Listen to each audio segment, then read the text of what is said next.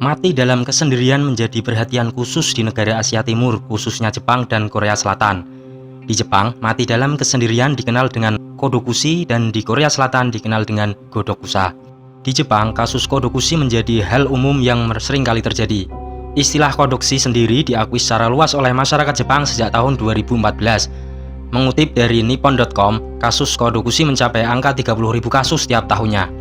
Hal ini menjadi bukti bahwa mati dalam kesendirian menjadi hal yang sangat lumrah di Jepang. Hingga pada tahun 2021, pemerintah Jepang melalui Perdana Menteri Yoshide Suga menunjuk Tetsushi Sakamoto sebagai Menteri Kesepian dan Isolasi. Dibentuknya kementerian ini dikarenakan kasus angka bunuh diri yang terus meningkat di Jepang selama pandemi. Selain itu, adanya fakta bahwa kodokushi menjadi hal yang umum di Jepang menjadi alasan didirikannya kementerian ini. Sedangkan di Korea Selatan, godokusa juga menjadi perhatian bagi pemerintah setempat. Berdasarkan data dari Kementerian Kesehatan dan Kesejahteraan Korea Selatan, kasus godokusa di tahun 2021 sebanyak 3.159 kasus kematian. Jumlah yang terus meningkat jika dibandingkan tahun-tahun sebelumnya.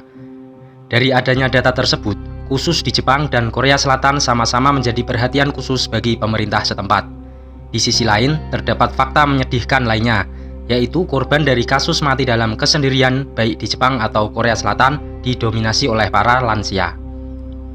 Jika di Indonesia usia tua seringkali menjadi usia di mana para orang tua menikmati hidup, seperti pulang kampung dan hidup bertani di sana, ikut anak mereka ke kota dan menikmati kehidupan urban di sana atau bahkan bermain bersama cucu-cucu mereka. Nyatanya, kehidupan lansia di Jepang maupun Korea Selatan tidak seindah di Indonesia. Ternyata banyak dari orang Korea Selatan yang memilih untuk memutus ikatan keluarga mereka, mulai dari alasan kehidupan individualis, kesenjangan sosial dan gender, sampai ke persaingan hidup yang ketat membuat para lansia di sana hidup di tengah kesendirian.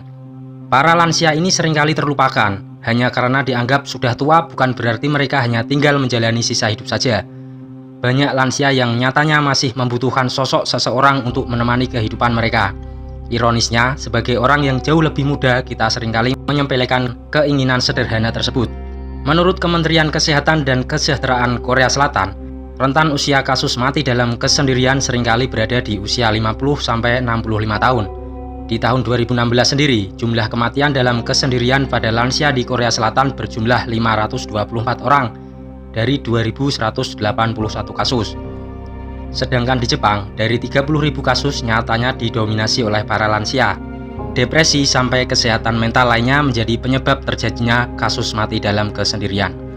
Bukti bahwa mati dalam kesendirian sudah menjadi hal yang umum di Jepang dan Korea Selatan adalah dengan adanya jasa pembersihan pada tempat tinggal korban.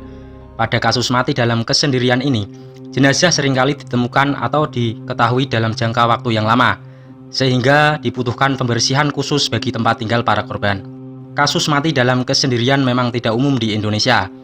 Meskipun begitu, kita tetap harus peduli dengan keadaan orang di sekitar kita. Terlebih orang tua yang kita tinggalkan di perantauan dan hidup sendirian. Nyatanya, menjadi lansia bukan menjadi alasan untuk mendapatkan perhatian dari orang terdekat dan keluarga mereka. Karena cara hidup individualis di Jepang dan Korea Selatan menjadi alasan hingga akhirnya para lansia ini meninggal di tengah kesendirian. Bersyukurlah karena kita hidup di Indonesia.